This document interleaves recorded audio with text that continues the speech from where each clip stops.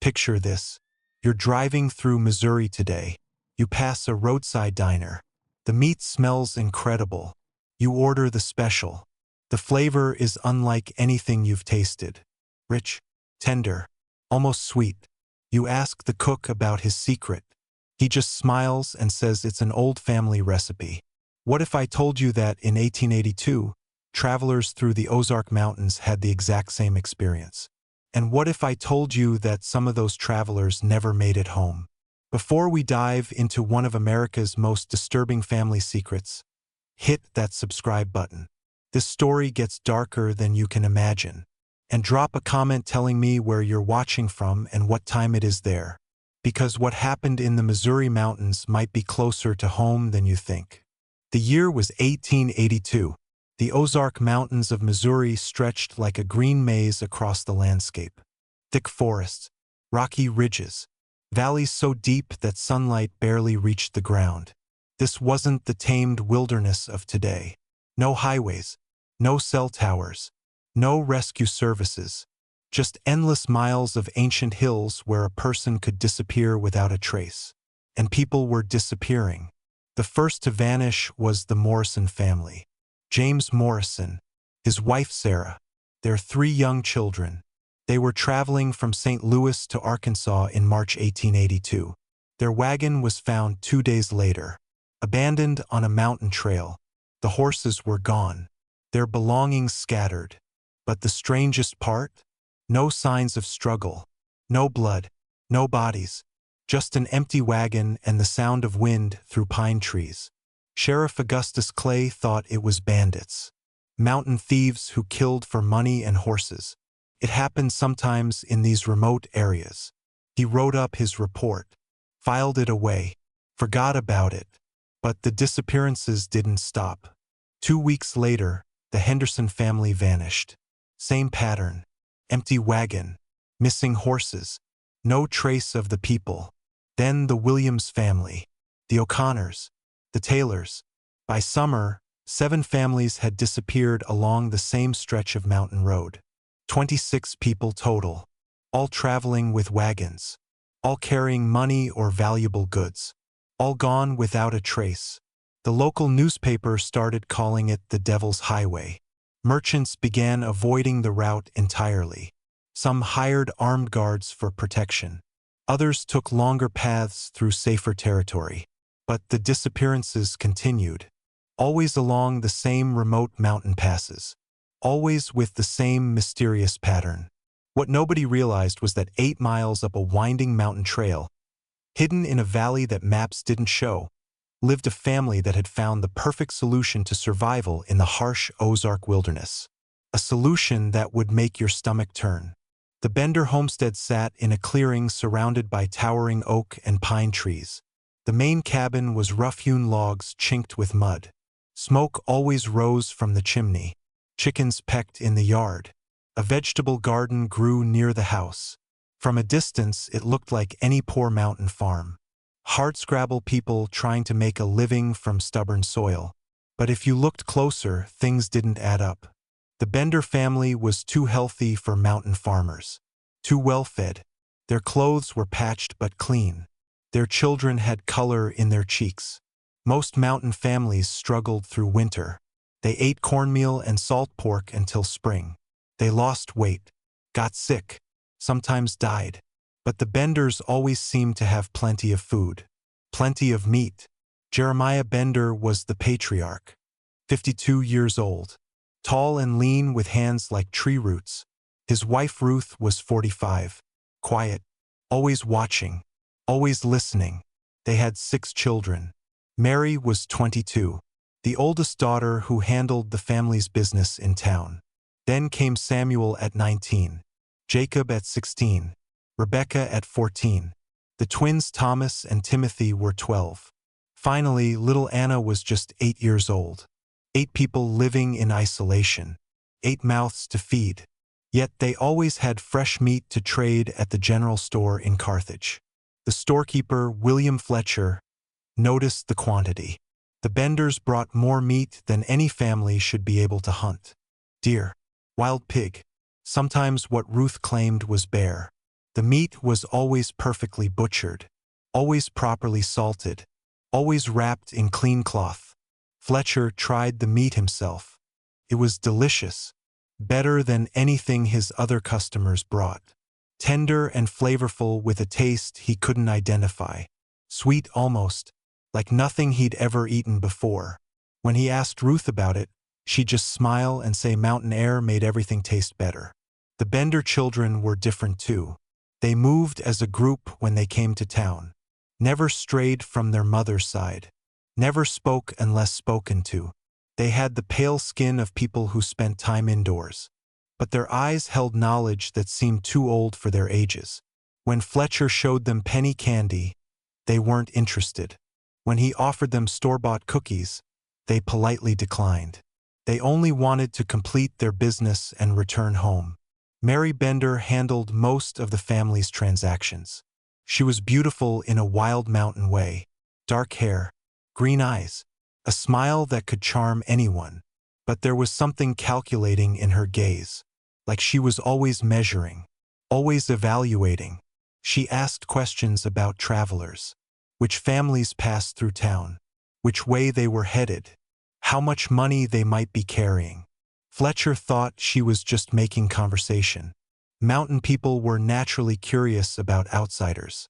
But Mary's questions were specific, detailed.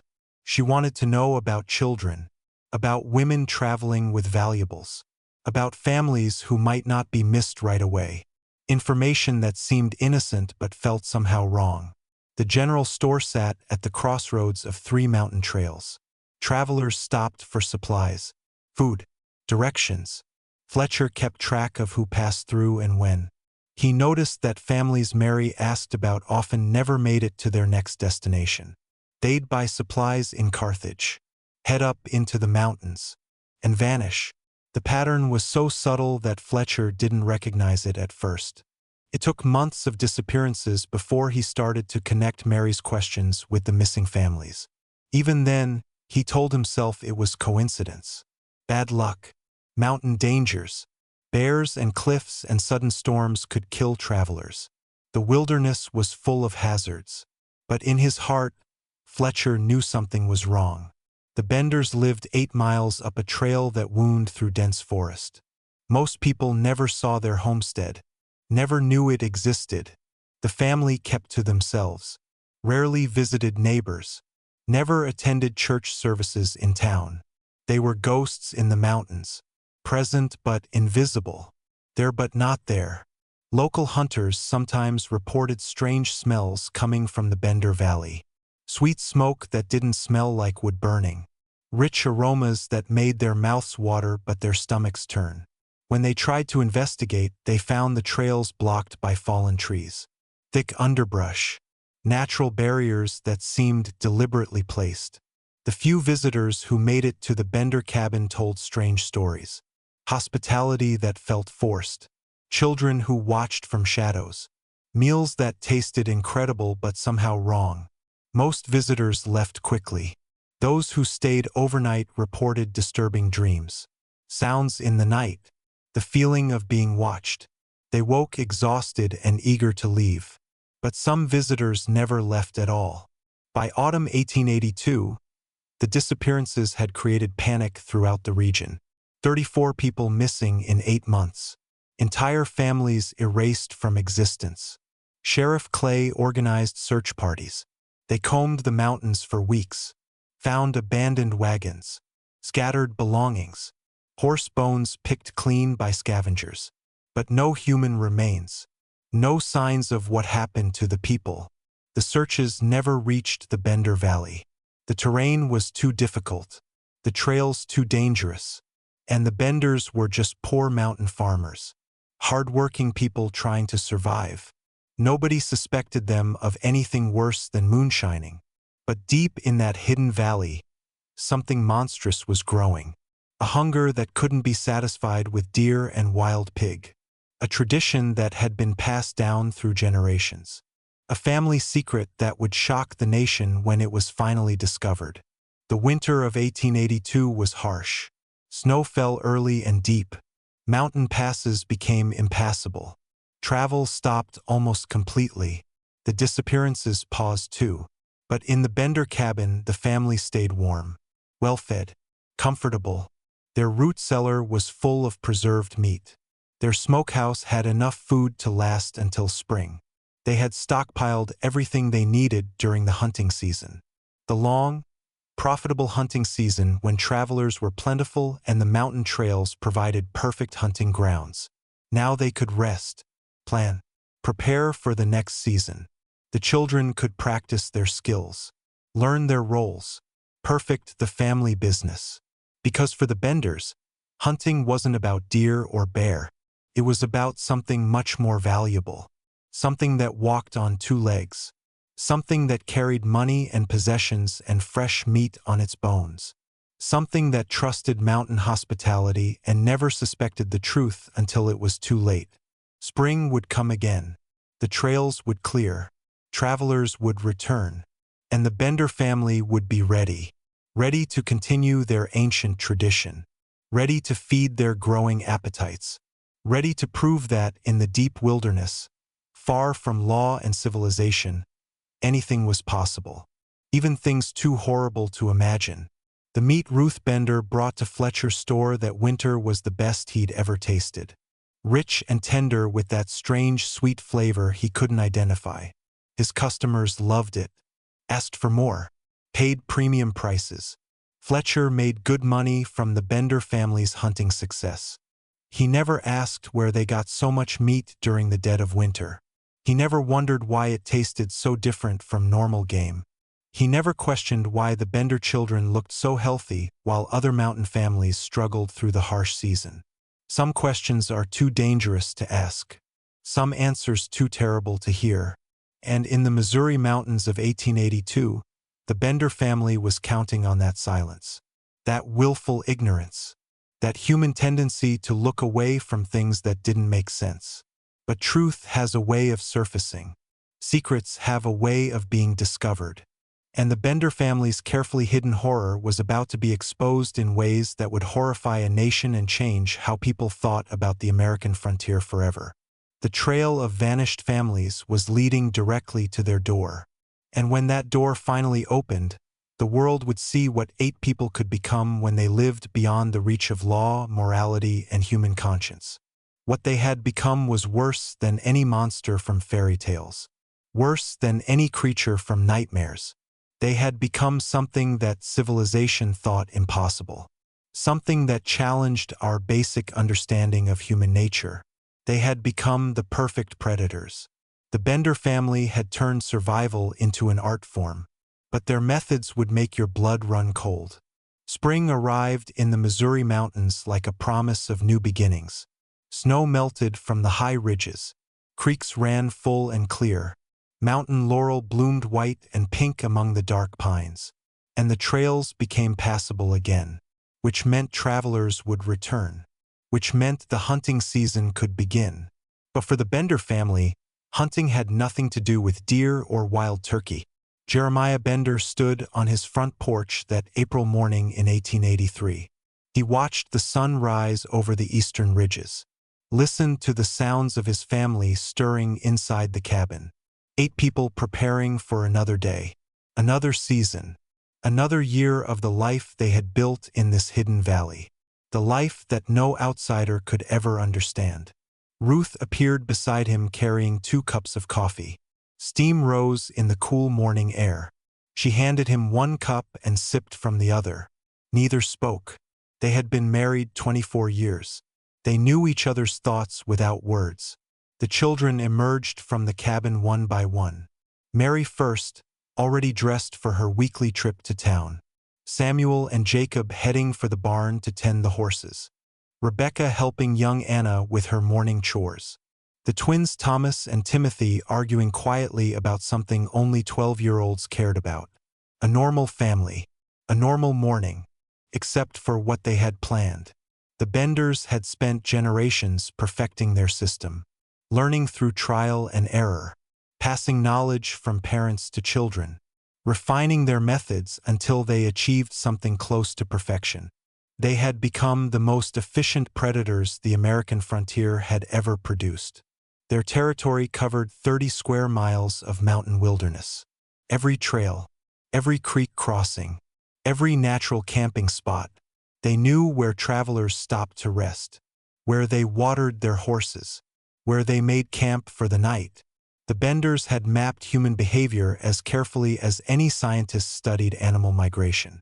Mary was their scout, their intelligence gatherer. She rode into Carthage every week to trade meat and buy supplies. But her real purpose was information. She talked to Fletcher at the general store, listened to conversations, asked innocent questions about who was traveling where and when. She had perfected the role of helpful mountain girl. Friendly, curious, harmless. Travelers told her things they would never tell a stranger. Their destinations, their cargo, their money, whether they were expected at their next stop, whether anyone would miss them if they disappeared. Mary filed away every detail: names, ages, physical descriptions, valuables they carried, how many children, how well-armed the men were. She brought this information home to her family like a hunter reporting on game movements. The younger children served as bait. Anna and the twins were particularly effective. They knew how to look lost, frightened, in need of help. When a family wagon approached, one or more children would appear on the trail, crying, claiming they were separated from their parents, asking for assistance. Mountain families never refused to help a child in distress. It went against everything they believed about Christian duty and frontier hospitality. They would stop their wagons, comfort the crying child, offer to help find the missing parents, and follow the child's directions toward the Bender homestead. Once a family agreed to help, they were already trapped. The trail to the Bender cabin wound through dense forest with no alternate routes. High ridges on both sides made escape impossible. By the time travelers realized something was wrong, they were miles from any other human settlement. Samuel and Jacob were the muscle, 19 and 16 years old respectively, both strong from years of mountain labor, both trained from childhood in the art of killing quickly and efficiently. They knew how to disable a man before he could draw a weapon, how to silence a scream before it could echo through the valley, how to kill without leaving blood on the trail. The killing itself was swift and methodical. Jeremiah had taught his sons that unnecessary suffering was wasteful. Dead people couldn't fight back or run away. Dead people didn't scream for help. Dead people were simply meat waiting to be processed. They used hammers mostly, heavy wooden mallets that crushed skulls with a single blow. Quick, quiet, effective. The women and children died first. They were weaker and more likely to panic. The men died last after they had watched their families fall. It was psychological warfare designed to break their will to resist. Rebecca's job was managing the children victims. At 14, she had already learned how to calm frightened young ones, how to separate them from their parents during the confusion of arrival, how to keep them quiet and docile until it was their turn. She told them stories, sang them songs, made them feel safe right up until the moment the hammer fell. Ruth coordinated everything. She was the general commanding her army of killers. She decided which families to target, when to strike, how to divide the labor. She had turned mass murder into a family business with roles and responsibilities as clearly defined as any legitimate enterprise. The processing happened immediately after the killing. Every member of the family had specific tasks. Bodies were stripped of clothing and valuables. Personal items were sorted and cataloged. Useful goods went into storage. Worthless items were burned. Money and jewelry disappeared into the family's hidden cache. Then came the butchering. The Benders had learned human anatomy through years of practice. They knew which cuts provided the best meat, how to separate muscle from bone efficiently, which organs were edible and which should be discarded, how to preserve different types of meat for maximum storage life. They had built specialized facilities for their work.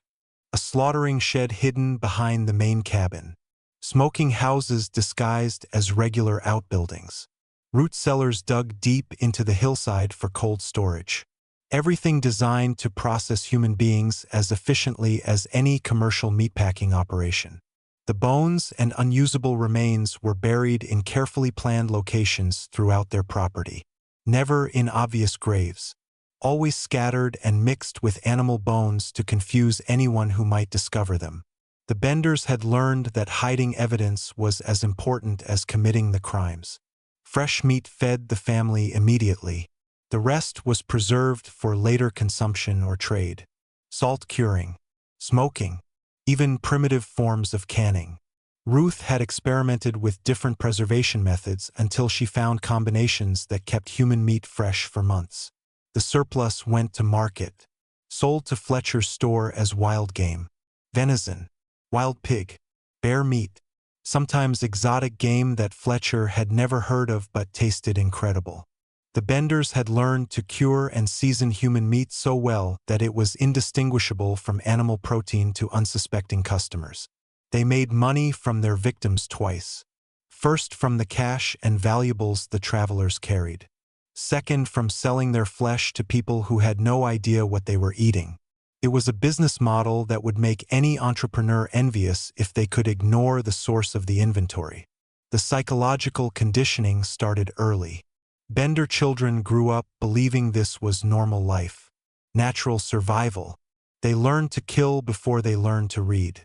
They understood human anatomy before they understood arithmetic. They saw travelers not as people but as resources to be harvested. Anna was 8 years old and already an accomplished liar. She could cry on command, make herself look lost and frightened, draw adult sympathy with the skill of a trained actress. She practiced these skills like other children practice games. Because for the Benders, deception was survival. The twins Thomas and Timothy competed to see who could kill more efficiently. They treated murder like a sport, keeping score, comparing techniques, discussing improvements to their methods. They were 12 years old and already responsible for ending more lives than most soldiers saw in war. The family operated with military discipline. Everyone knew their role. Everyone followed orders without question. Everyone understood that family survival depended on absolute loyalty and perfect execution. There was no room for mercy, no tolerance for mistakes, no allowance for conscience. They justified their actions through twisted logic that made perfect sense within their isolated world. City people were soft and useless. Travelers were trespassing on mountain territory. Killing strangers was no different from hunting animals. The weak deserved to die so the strong could live. Survival of the fittest applied to human beings just like any other species. The Benders had created their own moral universe where murder was not just acceptable but necessary. Where cannibalism was practical nutrition. Where selling human meat was good business. They lived in a reality so disconnected from normal human society that they genuinely believed their actions were reasonable and justified. By 1884, they had refined their operation to deadly efficiency. They could kill an entire family and process the bodies within hours. They could make evidence disappear so completely that investigators found nothing but empty wagons and confused horse tracks. They had become the perfect killers because they had learned to think of their victims as nothing more than walking meat. But perfection breeds confidence, and confidence leads to carelessness. The Benders were about to discover that even the most efficient predators could make fatal mistakes. Behind the Bender cabin stood buildings that would haunt your nightmares. What they contained was worse than any slaughterhouse you could imagine. The morning sun cast long shadows across the Bender property as Ruth surveyed her domain. 3 years of perfecting their operation had transformed this mountain valley into something that defied human comprehension. What looked like a simple farm from the front concealed an industrial death machine behind. The first building past the main cabin was the killing shed. Rough-hewn logs chinked with mud and moss. A single door reinforced with iron straps. No windows. What happened inside needed absolute privacy. The floor was packed earth mixed with sawdust and lime. materials that absorbed blood and masked the smell of death. Heavy wooden tables lined the walls, each stained dark with years of use. Iron hooks hung from the ceiling beams in neat rows. Ropes and chains draped ready for use. Sharp knives arranged by size and purpose. Bone saws, cleavers, hammers with wooden handles worn smooth by countless hands. This was where travelers took their final breaths, where families who trusted mountain hospitality learned the true cost of that trust. Ruth had designed the space for maximum efficiency. Bodies were processed on an assembly line that would make any factory owner proud. First, the stripping of clothes and valuables. Then, the systematic dismantling of human anatomy. Each cut precise, each motion practiced, nothing wasted. The children learned their roles by watching, then by helping with small tasks, finally by taking full responsibility for parts of the process. Anna could strip a body clean of clothing in minutes. The twins could joint a human leg faster than most butchers could handle a side of beef. Mary knew which cuts provided the best meat for different purposes.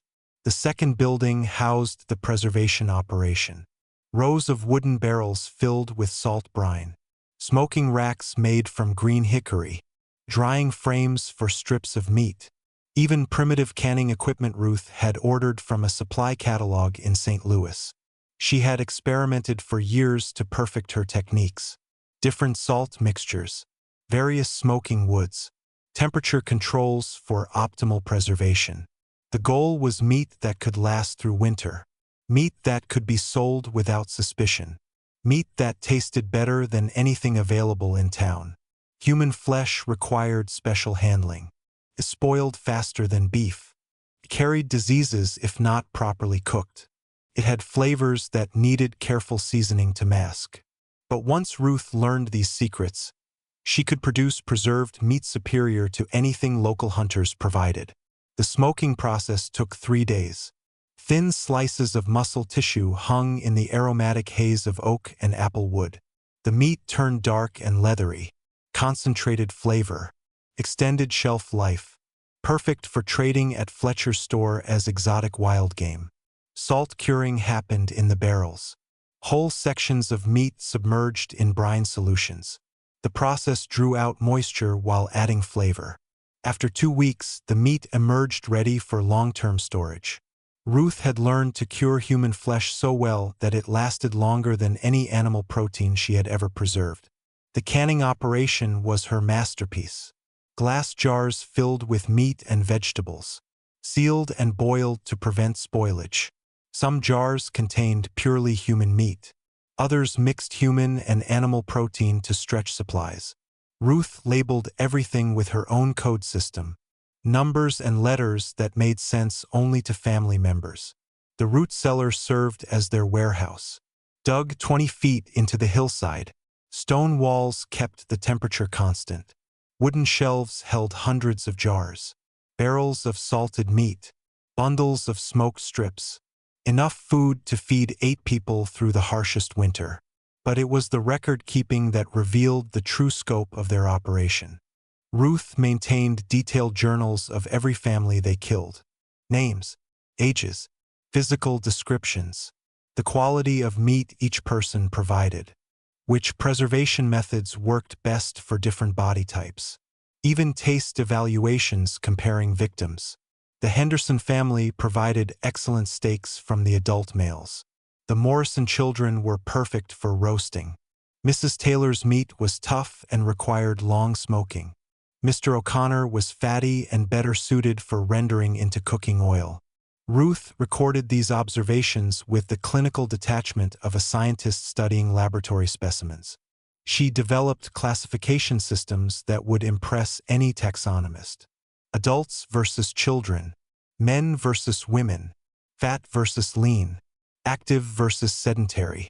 Each category had optimal processing techniques, specific preservation methods, different market values when sold as wild game. The family consumed the freshest meat immediately after each kill. Hot meals that were literally farm to table in the most horrible way possible. The children had never eaten beef or pork, They thought normal meat was what other families ate because they were too poor or too ignorant to obtain quality protein. Anna preferred the meat from young girls her own age. She said it was tender and sweet.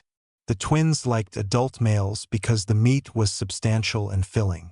Mary favored pregnant women because the flesh was particularly rich and flavorful. Each family member had developed sophisticated palates based on years of consuming human protein. Meals were celebrations of their hunting success. Ruth would prepare elaborate dinners showcasing different cuts and preparation methods. Roasted haunches, smoked ribs, stewed organs, blood puddings. She treated human meat like gourmet cuisine, taking pride in her cooking skills and her family's appreciation of fine food. The business side operated with equal sophistication. Fletcher paid premium prices for Bender meat because his customers loved the taste and texture. He never asked why it was so different from normal game. Never questioned why they had such consistent supplies. Never wondered why the Benders were the only mountain family that never seemed to run short of meat. Ruth had learned to price her products strategically. Fresh cuts brought the highest profits. Preserved meats provided steady income through winter months. Specialty items like smoked strips commanded luxury prices from customers who considered them delicacies. The family generated more income from selling human meat than most legitimate businesses earned from normal commerce. They used the profits to improve their operation. Better tools, more efficient preservation equipment, even expansion plans for additional buildings and increased capacity. They had created a vertically integrated business model that controlled every aspect of production from raw materials acquisition to final product delivery. They sourced their own inventory through hunting operations, processed everything on site using proprietary methods, marketed finished goods through established distribution channels. It was entrepreneurial genius applied to mass murder. The psychological conditioning that made all this possible had been generations in development. Bender ancestors had practiced occasional cannibalism during harsh winters, survival eating when game was scarce and crops failed. But Ruth and Jeremiah had transformed emergency measures into systematic predation. They taught their children that normal society was wrong about human nature, that civilization was an artificial construct that made people weak and vulnerable, that survival required abandoning false morality and embracing natural laws. The strong survived by consuming the weak. Predators thrived while prey species perished. In their isolated mountain world, these lessons made perfect sense. The children saw evidence every day that their families' methods worked. They were healthier than other mountain families, better fed, more prosperous, clearly superior in every measurable way. The proof of their philosophy was literally on the dinner table. But success bred expansion ambitions. Ruth had begun planning additional operations, other mountain locations where similar businesses could be established. Networks of family groups working together to maximize hunting efficiency and market coverage. She envisioned a cannibalism empire spanning the entire Ozark region. The Feast of Flesh had become more than survival strategy, more than business model. It had become their identity, their purpose, their destiny. The Bender family believed they were evolution in action, the next step in human development, the future of their species. They were about to discover that evolution sometimes moves in unexpected directions. Judge Thomas McKinney had seen enough missing person reports to know when something was wrong. What he discovered would challenge everything he believed about human nature. The autumn of 1885 brought more than changing leaves to the Missouri mountains. It brought questions that demanded answers. Questions that had been growing in Judge McKinney's mind for months as he reviewed case after case of vanished families. McKinney was not easily disturbed. 23 years on the bench had shown him the worst of human behavior. Murder, rape, theft, violence in every form imaginable. But the pattern of disappearances around the Ozark Mountain region was unlike anything in his experience. 47 people had vanished in 3 years. Always families, always travelers, always along the same network of mountain trails. The numbers were staggering for such a remote area. Even accounting for natural dangers like bears and cliffs, the mathematics didn't make sense. He spread the reports across his oak desk like pieces of a puzzle. The Morrison family, the Hendersons, the Williams, the O'Connors, names and faces that represented mothers, fathers, children. Real people with real lives who had simply vanished into the Missouri wilderness. Each case followed an identical pattern. Families traveling through the mountains, wagons found abandoned, horses scattered or missing, personal belongings left behind. But never any bodies, never any signs of struggle, never any evidence of what actually happened to the people. The local sheriff Augustus Clay had investigated each disappearance. His reports were thorough but ultimately useless. Wild animal attacks, bandit raids, natural disasters, accidents. Clay offered every possible explanation except the one that was staring them all in the face. Someone was hunting these families systematically. McKinney decided it was time for a personal investigation. He would travel to the mountain region himself, interview witnesses, examine the evidence, find answers that satisfied his logical mind rather than convenient theories that closed uncomfortable cases. The journey to Carthage took 2 days by horseback through rough mountain terrain. McKinney was 58 years old, not accustomed to such physical demands, but his determination drove him forward through streams and over ridges that tested both his endurance and his resolve. Carthage was a typical frontier town. A few dozen buildings clustered around a main street, a general store, a blacksmith, a church, a saloon, people who minded their own business and expected others to do the same. The kind of place where strangers were noticed but not necessarily welcomed. Fletcher's general store occupied the corner where 3 trails converged. It was the natural gathering point for travelers and locals alike. The logical place to begin his investigation. McKinney introduced himself and explained his purpose. Fletcher seemed nervous immediately. The storekeeper was a thin man in his 40s with prematurely gray hair and eyes that avoided direct contact. He admitted knowing about the disappearances but claimed no special knowledge about their cause. Mountain life was dangerous. People took risks. Sometimes they paid the ultimate price. But when McKinney pressed for details, Fletcher revealed information that changed everything. He knew specific details about many of the vanished families, what they were carrying, where they were headed, how much money they had. Information that went far beyond casual conversation with passing travelers.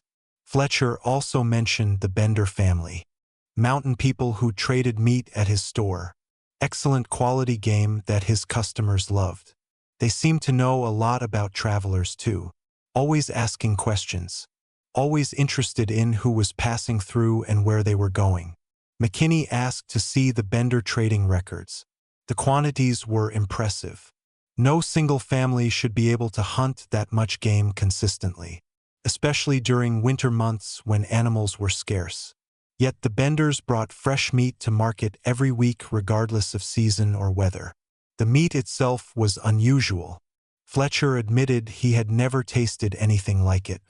Rich flavor, tender texture, almost sweet in ways that normal game never achieved. His customers specifically requested Bender meat over anything else available. They would pay premium prices and wait weeks for new shipments rather than buy inferior products from other hunters. Something about Fletcher's description made McKinney's stomach turn. The enthusiasm for meat that was somehow different, better than normal game, sweeter than anything that should exist in nature. He asked Fletcher if he knew where the Benders lived, if visiting their homestead would be possible. Fletcher provided directions but seemed reluctant. The trail was difficult. The family kept to themselves. They might not welcome unexpected visitors. But McKinney was determined. He had come too far to turn back based on inconvenience or social awkwardness. The ride to the Bender homestead took most of a day through forest trails that seemed designed to discourage visitors. Thick undergrowth pressed against the path. Low branches forced constant ducking. Creek crossings that soaked horse and rider. Nature itself seemed to be hiding whatever lay at the end of the trail. The homestead appeared suddenly in a clearing surrounded by towering pines. A log cabin with smoke rising from the chimney. Outbuildings scattered around the property. Chickens pecking in the yard. Dogs barking at the approach of a stranger. It looked like any poor mountain farm struggling to survive in harsh conditions. Jeremiah Bender emerged from the cabin as McKinney approached. A tall man with calloused hands and watchful eyes. He greeted the judge politely but without warmth. Mountain hospitality tempered by mountain wariness. He asked the purpose of the visit with the directness of someone who had no time for social pleasantries. McKinney explained his investigation into the missing families. He was gathering information from everyone in the region. The Benders lived along one of the main travel routes. They might have seen something useful. Any details could help solve the mystery and bring closure to grieving relatives. Jeremiah called for his family to join the conversation. They emerged from various buildings like actors taking positions on a stage. Ruth, Mary, Samuel, Jacob, Rebecca, the twins, little Anna. 8 people arranged in a semicircle around the visiting judge. All watching, all listening, all evaluating this unexpected intrusion into their private world. McKinney asked about their knowledge of the missing families. Had they seen any of these travelers? Spoken with them? Provided directions or assistance? The Benders responded with helpful cooperation. They remembered several of the families, had offered water for horses, food for children, directions to safer trails. But their answers were too detailed, too specific. They knew things about the travelers that went beyond brief encounters. Personal information about family relationships, financial circumstances, travel plans, details that suggested much longer contact than they were admitting. Mary Bender was particularly knowledgeable. She could describe the clothing worn by children who had vanished months earlier, the contents of wagons, the personalities of people she claimed to have met only briefly. Her memory was either phenomenal or fabricated. The family's appearance also troubled McKinney. They were too healthy for mountain farmers, too well-fed for people living in such isolation. Their clothes were patched but clean. Their children had color in their cheeks, signs of prosperity that didn't match their supposed circumstances. Most disturbing were the children themselves.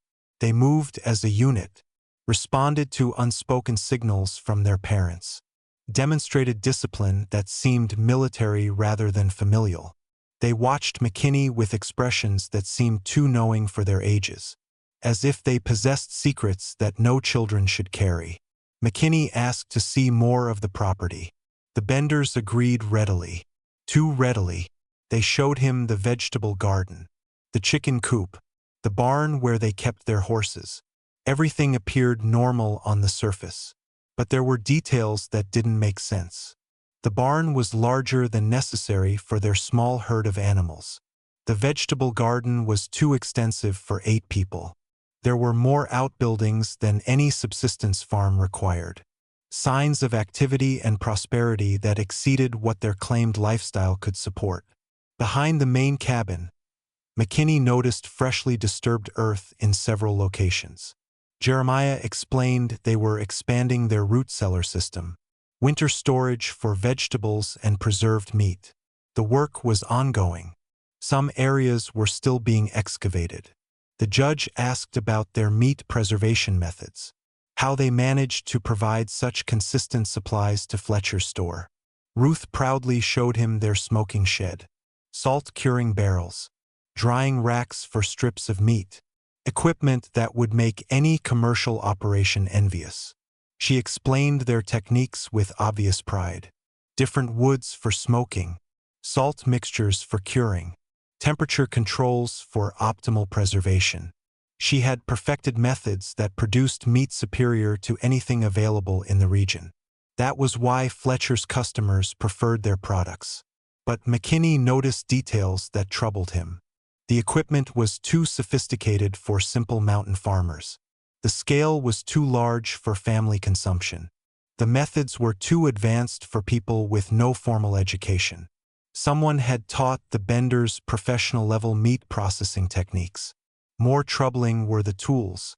Knives designed for anatomy rather than hunting. Bone saws that belonged in medical facilities. Cleavers sized for large-scale butchering operations.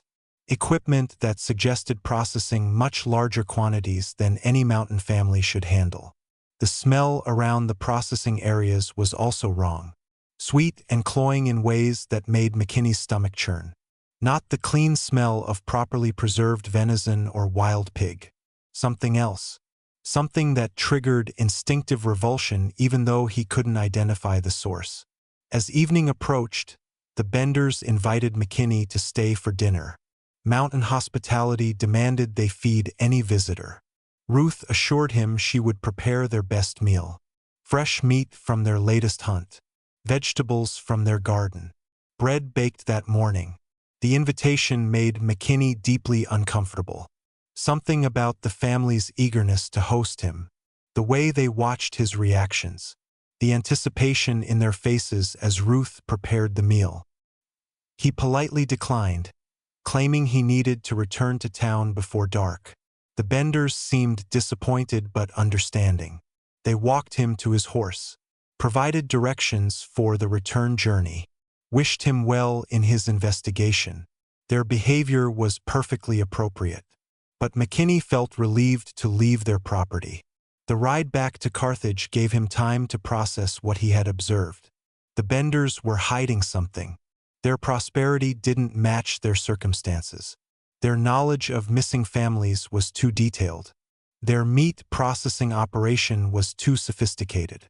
Everything about them suggested secrets that went far beyond simple mountain living.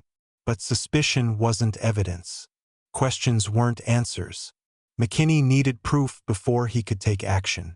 Proof that would stand up in court. Proof that would justify the accusations his mind was beginning to form.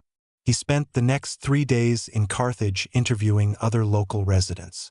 Hunters who knew the mountain trails. Merchants who traded with area families. Anyone who might provide additional information about the Benders or the missing travelers. The picture that emerged was disturbing. Multiple witnesses placed the Bender children near sites where families had vanished. The timing was too consistent to be coincidental. Little Anna had been seen crying on mountain trails just hours before wagons were found abandoned. The twins had been spotted watching travelers from hidden positions along the routes. Mary Bender's visits to Fletcher's store always preceded new disappearances by days or weeks. She would ask detailed questions about upcoming travelers. Then families matching those descriptions would vanish. Then the Benders would appear with unusually large quantities of fresh meat to trade. The pattern was clear to anyone willing to see it.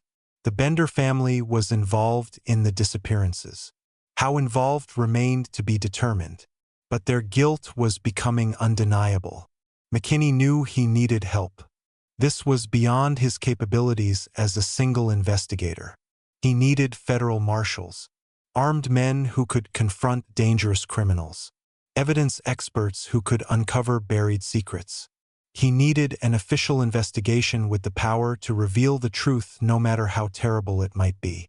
What federal marshals found on the Bender property would become evidence in the most disturbing criminal case in American history.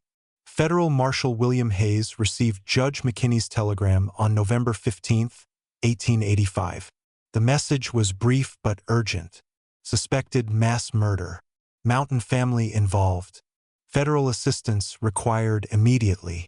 Hayes had investigated frontier crimes for 12 years.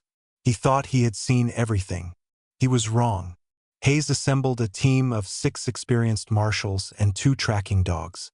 They departed from Kansas City the next morning with enough supplies for a week-long investigation. The train carried them as far as Springfield. From there, they rode horses through increasingly remote mountain territory toward the Bender homestead. The weather turned cold during their journey. Early winter snow dusted the high ridges. Streams ran ice-cold and crystal clear. The beauty of the Ozark wilderness made it hard to believe they were riding toward a crime scene. But Hayes trusted McKinney's judgment. Something evil was hiding in these peaceful mountains. They reached Carthage on November 18th and met with Judge McKinney immediately. The judge had spent 2 weeks gathering additional evidence since his visit to the Bender property. What he had discovered would have tested the sanity of any reasonable man. McKinney had interviewed every resident within 30 miles of the Bender homestead. The stories they told painted a picture of systematic predation spanning at least 4 years. Children appearing on mountain trails at convenient moments. Families vanishing after encounters with helpful mountain people. Fresh meat appearing in local markets despite hunting seasons and game scarcity. Most damning was the testimony of James Crawford, a hunter who had been tracking deer near the Bender property in October. He reported seeing smoke rising from multiple buildings behind the main cabin. The smoke had a sweet smell that made him nauseous. When he investigated closer, he heard sounds that didn't belong in any legitimate farming operation. Crawford described rhythmic chopping, like someone butchering large animals. But the timing was wrong. It was late afternoon when most farmers would be finishing daily chores. And there were voices, multiple people working together on some task that required coordination and effort. Adult voices giving instructions. Children's voices responding with understanding. The hunter had tried to get closer, but the family's dogs detected his presence. Rather than face questions about why he was spying on neighbors, Crawford had retreated. But the memory of those sounds and smells haunted him for weeks. When McKinney asked him to describe what he had heard, Crawford's face went pale. Hayes decided to approach the Bender property at dawn on November 20th. Surprise would prevent the family from hiding evidence or preparing resistance. His marshals surrounded the homestead before first light. They waited in the cold darkness, listening to the sounds of a family beginning their morning routine. Smoke rose from the cabin chimney as someone started the cooking fire. Voices murmured inside the log walls. Dogs stirred in their sleeping places and began to sense the presence of strangers. The normal sounds of people starting another day. But Hayes knew that normalcy was an illusion.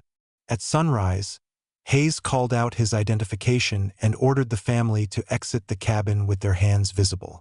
The response was immediate chaos. Voices shouted in panic. Feet ran across wooden floors. The back door slammed as someone tried to escape through the rear of the property. 2 marshals intercepted Jeremiah Bender as he attempted to flee toward the tree line.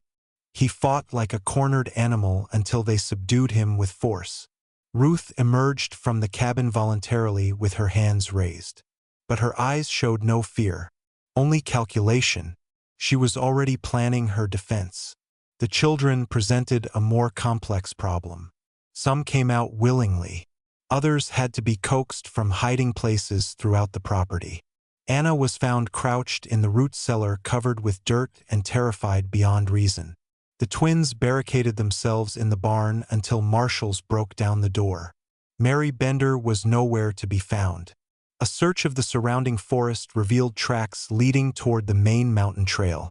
She had escaped during the initial confusion and disappeared into wilderness she knew better than any pursuer.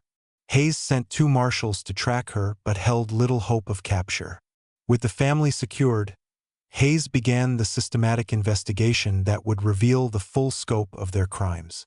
He started with the main cabin, expecting to find evidence of stolen goods or hidden weapons. What he found was much worse. The cabin contained personal items from dozens of different families. Clothing in various sizes hanging in the wardrobes. Children's toys scattered throughout the rooms. Adult jewelry stored in wooden boxes. Pocket watches, eyeglasses, hair combs. Personal items that could only have come from victims. But it was the kitchen that provided the most disturbing evidence. Cooking pots sized for preparing large quantities of food. Cutting boards stained dark with use. Knives designed for anatomy rather than normal food preparation. and hanging from hooks along the walls, strips of meat that looked nothing like venison or wild pig. Marshal Thomas Bradley was examining the meat when he made a discovery that changed everything. Among the hanging strips was a section that clearly showed a human finger, complete with fingernail, preserved and dried like jerky but unmistakably human in origin. The investigation team had found evidence of cannibalism. But the true horror was still hidden behind the main cabin. The first outbuilding they entered was the killing shed Crawford had described. The smell hit them like a physical blow, sweet and cloying and utterly wrong. Blood had soaked into the earthen floor despite efforts to clean it. Iron hooks hung from ceiling beams. Heavy wooden tables bore stains that told their own story.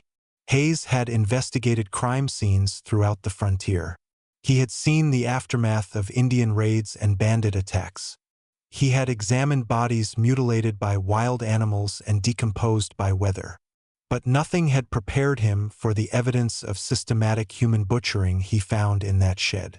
The tools were arranged with professional precision. Different knives for different purposes. Bone saws for separating joints. Cleavers for cutting through heavy sections. Hammers for delivering killing blows. Everything clean and organized and ready for the next victims. On the walls hung detailed drawings showing human anatomy. Diagrams indicating the best cuts of meat from different body parts. Notes in Ruth Bender's handwriting describing preservation techniques and cooking methods. It was a manual for processing human beings as efficiently as any slaughterhouse processed cattle. The second building contained the preservation operation Hayes had heard described. Smoking racks, salt barrels, canning equipment, everything needed to turn human flesh into marketable products that could be stored for months or sold without suspicion. But it was the third building that provided the most shocking evidence. A storage facility filled with jarred meat. Hundreds of glass containers lined wooden shelves, each labeled with Ruth's coding system, numbers and letters that corresponded to entries in her detailed journals. The journals were meticulous records of every family the Benders had murdered. Names, ages, physical descriptions, the quality of meat each person provided, cooking recommendations, storage methods, even taste evaluations comparing different victims. Hayes found entries describing the Morrison family's murder in clinical detail. The children provided tender meat suitable for roasting. The adults were better for smoking or salt curing. Mrs. Morrison was pregnant, and her condition added richness to the flesh that Ruth noted for future reference.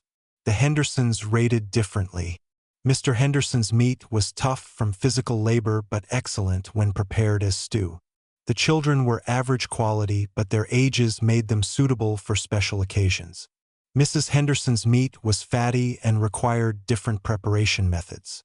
Each entry treated human beings as livestock, products to be evaluated and processed according to their individual characteristics. People reduced to nothing more than walking meat waiting to be harvested by the Bender family's efficient operation. The root cellar revealed the final horror. Human bones mixed with animal remains in organized piles. Skulls arranged by size and age. Long bones sorted according to their potential uses. Even in death, the Benders had categorized their victims with the same systematic approach they used for everything else. Dr. Samuel Morrison, a physician Hayes had brought from Springfield to examine the evidence, estimated they were looking at the remains of at least 60 people. Men, women, children, entire families processed and consumed over 4 years of systematic murder. The scale was beyond anything law enforcement had encountered. The Benders had killed more people than most armies saw in battle. They had operated an industrial cannibalism business that generated thousands of dollars in revenue while feeding 8 people and supplying meat to unsuspecting customers throughout the region. But perhaps the most disturbing aspect was how normal it all seemed to the family. When questioned separately, each member described their activities with the same matter-of-fact attitude they might use to discuss farming or any other family business. The children saw nothing wrong with what they had done. Anna explained that travelers were just another type of animal that provided food. The twins discussed their killing techniques with professional pride. Rebecca described her role in calming victim children as an act of mercy that made their deaths easier. Even the adults maintained their actions were justified. Jeremiah argued they were providing a service by eliminating weak people who couldn't survive mountain life. Ruth insisted her preservation methods were superior to anything available commercially, and her customers benefited from her expertise. They had created their own moral universe where mass murder was acceptable business practice and cannibalism was efficient nutrition. They felt no guilt, showed no remorse, demonstrated no understanding that their actions were wrong according to any normal standard of human behavior. Hayes had uncovered evidence of the most systematic cannibalism operation in American history. A family business that had operated with deadly efficiency for 4 years while authorities remained oblivious to the horror unfolding in the Missouri mountains. The investigation would continue for weeks as marshals cataloged evidence and searched for additional victims. But the core truth was already clear. The Bender family had transformed murder into a profitable enterprise that challenged everything civilized society believed about human nature. They had proven that given the right circumstances, people could become monsters that exceeded the worst nightmares of fiction. They had shown that evil could hide behind facades of normalcy and mountain hospitality. They had demonstrated that the line between civilization and barbarism was thinner than anyone wanted to believe. And they had done it all while living among unsuspecting neighbors who bought their products and considered them hardworking mountain farmers trying to survive in harsh conditions.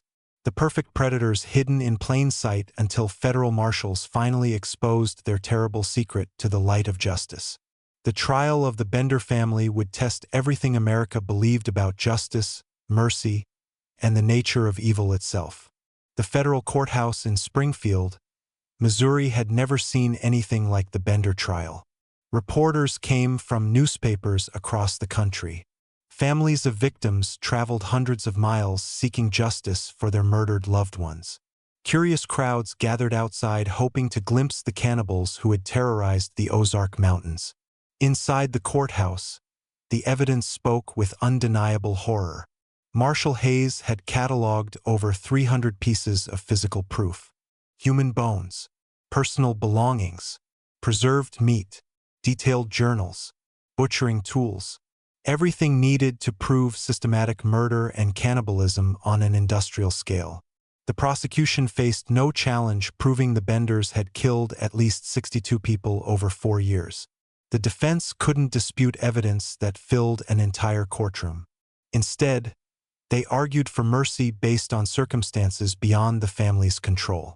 Jeremiah Bender sat in the defendant's chair with the same calm demeanor he had shown throughout his arrest and investigation. At 52, he appeared to be nothing more than a weathered mountain farmer. But his eyes held knowledge of horrors that made hardened lawmen look away. When asked to explain his actions, Jeremiah spoke with quiet conviction about survival in harsh conditions.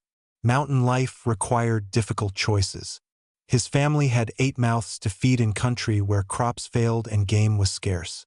They had found a solution that worked, a method that kept his children healthy while other mountain families starved. He showed no understanding that murder was wrong, no recognition that cannibalism was abnormal. In his isolated world, the Benders had simply been more successful predators than their neighbors. They had thrived while others struggled. Natural selection in its purest form. Ruth Bender demonstrated equal detachment from normal moral standards. Her testimony revealed a mind that had rationalized mass murder into acceptable business practice. She spoke about processing human meat with the same technical pride a chef might discuss preparing gourmet cuisine. She had kept detailed records because efficiency mattered in any successful operation. Different preservation methods worked better for different types of meat. Age and gender affected flavor and texture. Proper documentation ensured consistent quality and maximum profit from each victim. The prosecutor asked if she felt any remorse for the 62 people she had helped murder.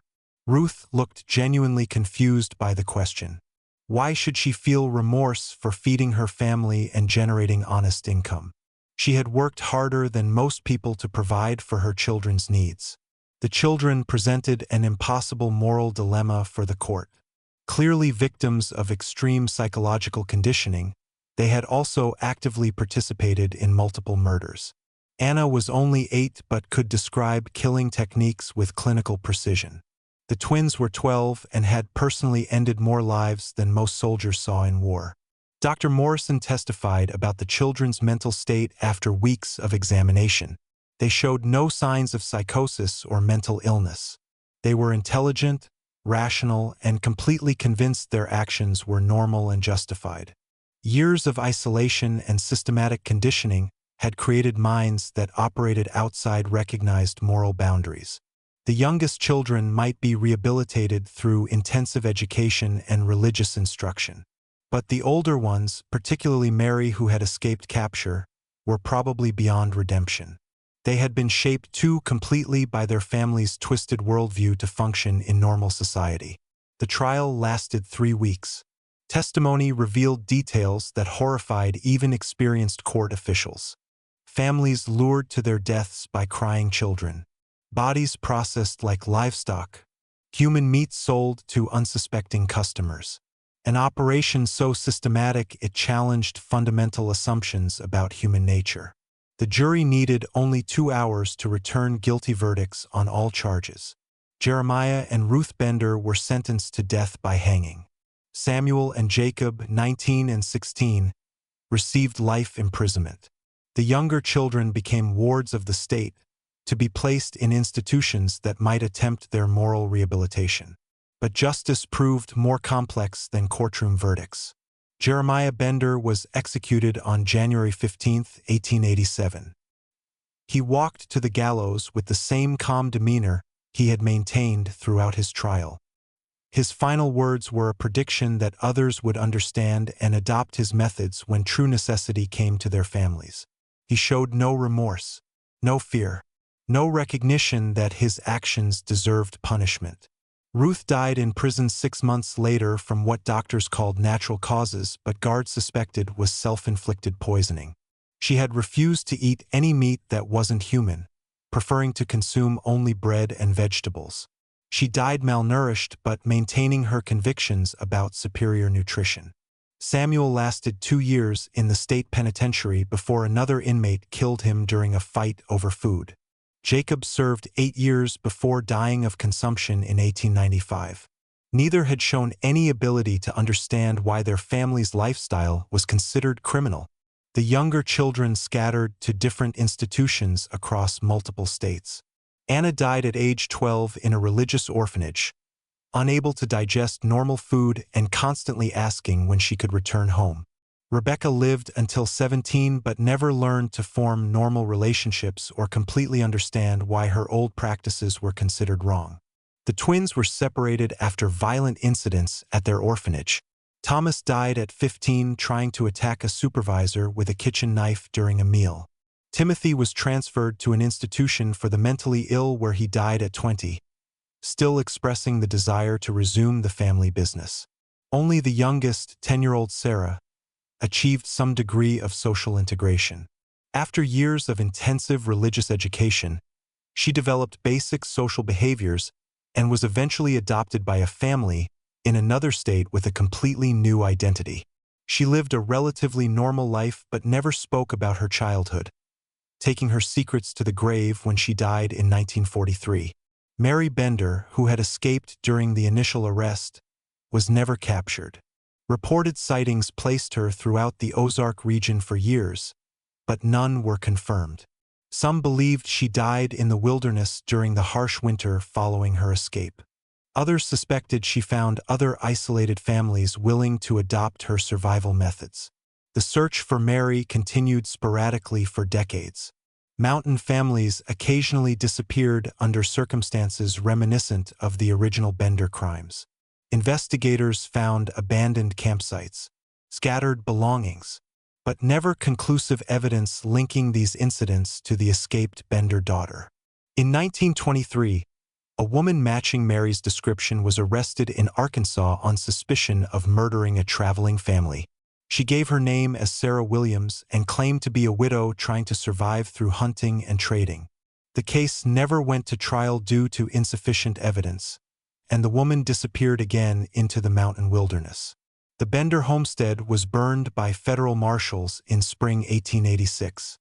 The fire burned for 3 days, fueled not only by wooden structures, but also by animal fat that had saturated the soil during 4 years of intensive use. Local residents reported that the smoke smelled sweet and nauseating, carrying the scent of death across miles of mountain territory. Even after complete destruction, the area remained avoided by locals. Hunters reported strange sensations when approaching the former property. Feelings of being watched, unexplained sounds in the forest, a general atmosphere of unease that made people want to leave quickly. During floods in subsequent years, bones continued to emerge from the soft mountain soil. Each spring brought new evidence of the family's crimes as floodwaters exposed fragments that had been buried throughout their property. The earth itself seemed unwilling to keep their secrets hidden. The case had lasting effects on mountain communities throughout the Ozark region. Trust in rural hospitality was severely damaged for decades. Travelers began avoiding isolated homesteads. Mountain families found themselves viewed with suspicion by outsiders who wondered what other horrors might be hiding in remote valleys. Federal authorities implemented regular patrols through previously ignored wilderness areas. They established protocols for investigating families living in extreme isolation. The Bender case had proven that geographic isolation could enable crimes beyond the worst nightmares of civilized society. Dr. Morrison continued studying the medical and psychological aspects of the case for years. He published academic papers about the effects of prolonged inbreeding on moral development and the ways extreme isolation could lead family groups to develop ethical systems completely disconnected from broader society. His research influenced early criminology and contributed to understanding how environmental factors could shape criminal behavior. The Bender case became a foundational study in what would later be called criminal psychology, demonstrating that monsters weren't born but created through specific combinations of circumstance and conditioning. Marshall Hayes, despite decades of experience with violent crime, admitted the Bender investigation had fundamentally changed his understanding of human nature. He implemented new training procedures for federal law enforcement, emphasizing the need to investigate remote communities that might be operating outside normal social boundaries. The story of the Bender family spread through newspapers and books across America.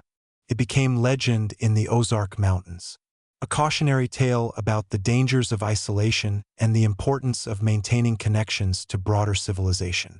Parents used it to warn children about trusting strangers, especially those offering help in remote locations. But perhaps the most disturbing legacy was the possibility that similar families might still exist. The American frontier contained thousands of isolated communities where people lived beyond the reach of law enforcement or social oversight. How many other cannibalism operations might be functioning in remote valleys across the country? The Bender case raised questions that had no comfortable answers. How easily could normal families descend into systematic murder given the right circumstances? How many people were capable of rationalized cannibalism if they believed survival depended on it? How thin was the line between civilization and barbarism? These questions became more urgent as America continued expanding westward. New territories brought new isolation. New communities formed beyond the reach of established authorities. Each represented potential breeding grounds for horror similar to what the Bender family had achieved. The case also highlighted the vulnerability of travelers in frontier America. Families crossing the continent in covered wagons. Merchants traveling between distant communities. Anyone who ventured into remote areas where help was days away and witnesses were non-existent. The Benders had proven how easily such people could simply disappear. Today, the site where the Bender homestead once stood is marked only by a small historical plaque noting its significance as an early settlement location. No mention is made of the mass murders. the systematic cannibalism, the industrial processing of human beings. Official records treat it as just another failed frontier farm. Local residents still know the true story. It's passed down through families like a dark inheritance. Children learn about the Benders as a warning about the evil that can hide behind normal appearances. The cannibals who looked like neighbors. The predators who offered help to travelers in need. But time has softened the edges of horror. What once shocked a nation has become regional folklore.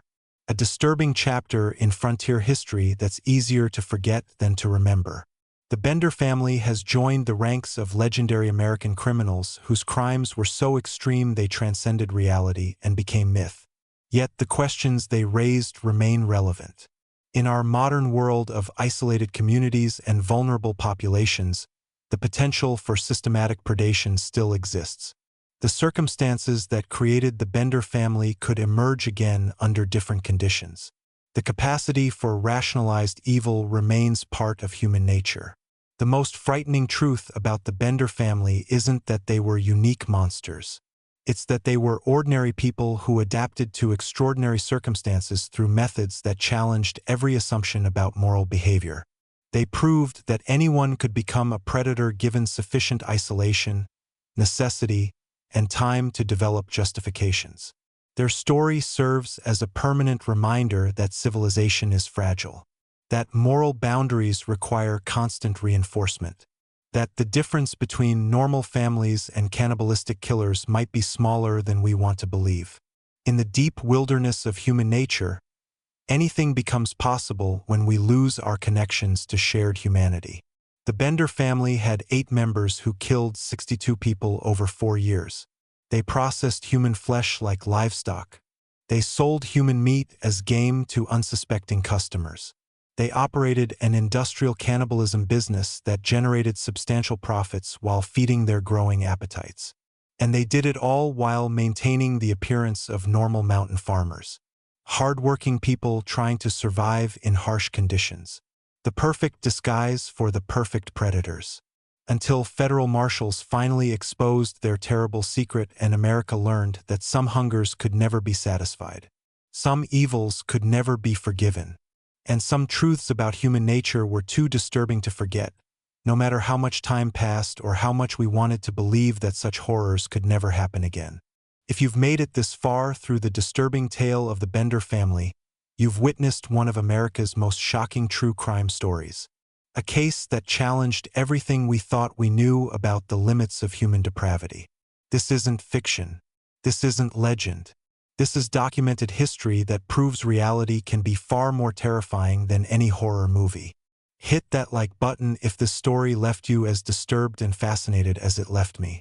Subscribe to the channel because I have many more cases like this one. Stories that reveal the dark possibilities hidden in America's forgotten corners. True crimes that were too horrible for their time and remain too shocking for ours.